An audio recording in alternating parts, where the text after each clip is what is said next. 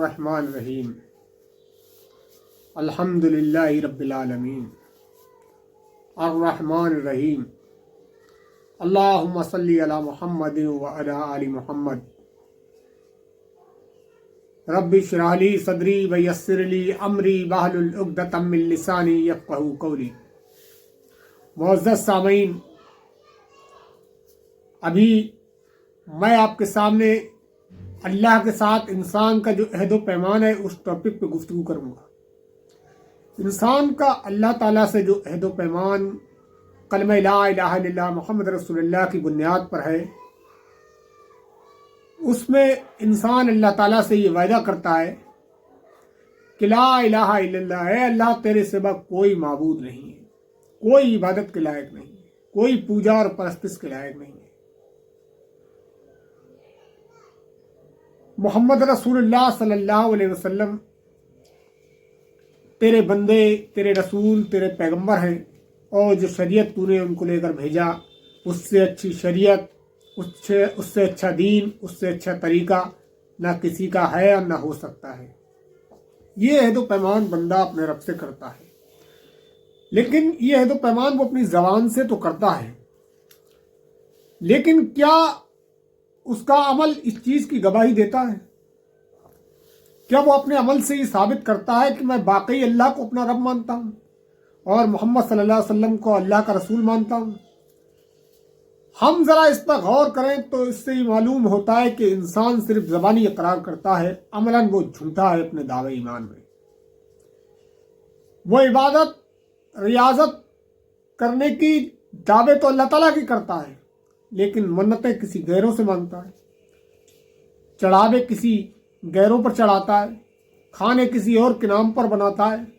یہ ساری چیزیں وہ اپنی زندگی میں کرتا ہے اور دعویٰ یہ کرتا ہے کہ لا الہ الا اللہ، اللہ کے سوا کوئی معبود نہیں۔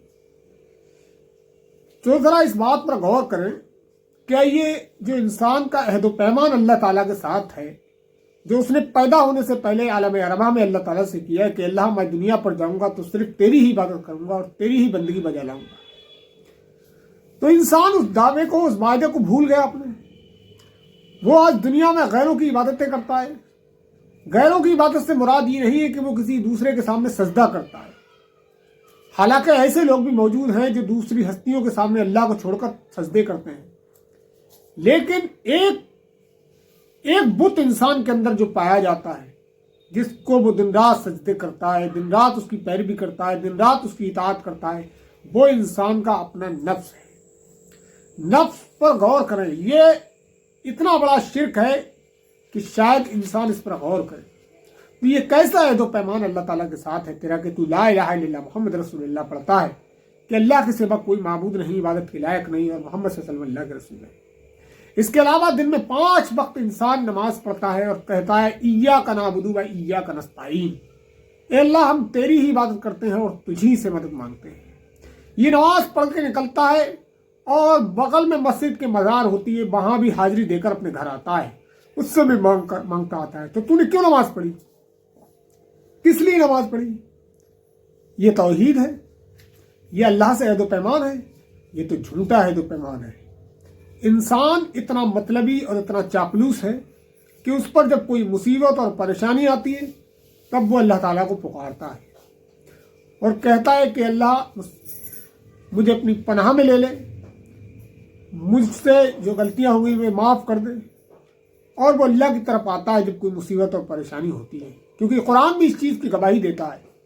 قرآن کہتا ہے کہ تم پر جب کوئی مصیبت اور پریشانی آتی ہے تو تم مجھے پکارتے ہو، لیکن جب میں تمہاری مصیبت کو ٹال دیتا ہوں تو تم مجھے ایسے بھول جاتے ہو جیسے کہ تم نے مجھے پکارا ہی نہ تھا۔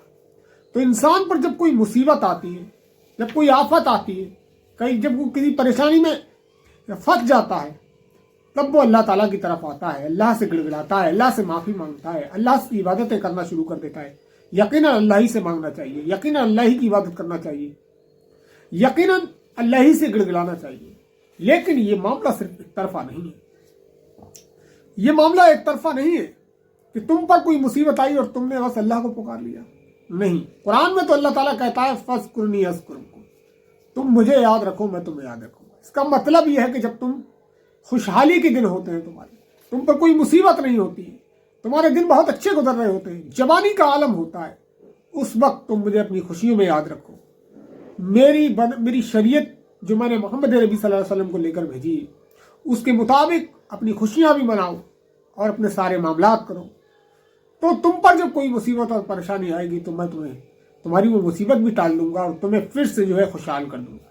ये दोनों तरफा मामला है।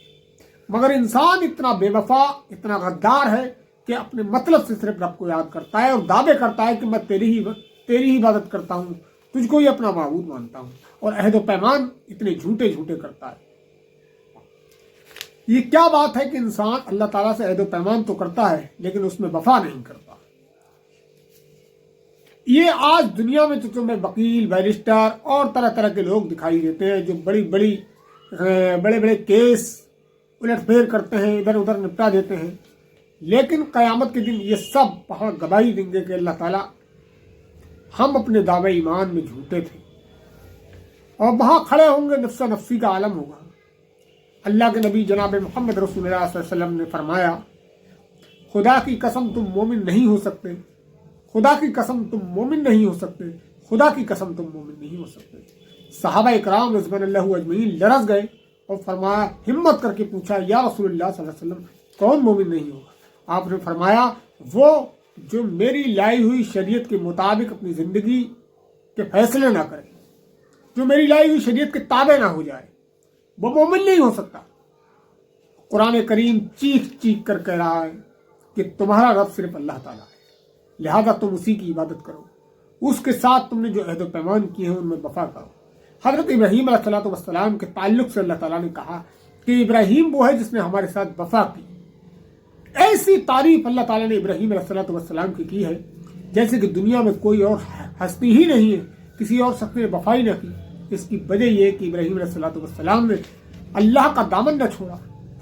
आप उनकी ज़िंदगी को पढ़िए, यहाँ तफसील का मौका नहीं है, कैसे कैसे मराहिल से उन्हें गुजरना पड़ा है। माँ बाप छूटे, वतन छूटा, बच्चों तक बीवी और बच्चों से जुदाई बर्दाश्त की, और आखिरी जो सबसे बड़ी कुर्बानी अल्लाह ने मांग ली कि अपने जो 86 साल की उम्र में जो अल्लाह ने औलाद दी उसकी कुर्बानी मांग ली, और वो कुर्बानी देने के लिए तैयार हो गए। अंदाज़ा लगाइए कि अल्लाह ताला ने वैसे ही खलीलुल्लाह नहीं कहा, वैसे ही इब्राहीम अलैहिस्सलाम के बारे में नहीं कहा कि इब्राहीम ने हमारे साथ वफा की।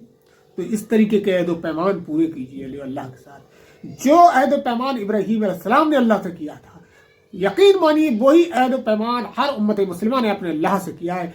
लेकिन इंसान बड़ा नाशुक्रा है, उसको वफा नहीं करता है और अल्लाह से झूठी उम्मीदें मानता है, अल्लाह ताला की तरफ झूठ गढ़ता है, और उसके अंदर एक बीमारी ये पैदा हो जाती है कि वो समझता है अल्लाह गफूर और रहीम है, मैं जो भी करूँ अल्लाह माफ़ कर देगा। नहीं, यकीनन ऐसा कभी नहीं होगा।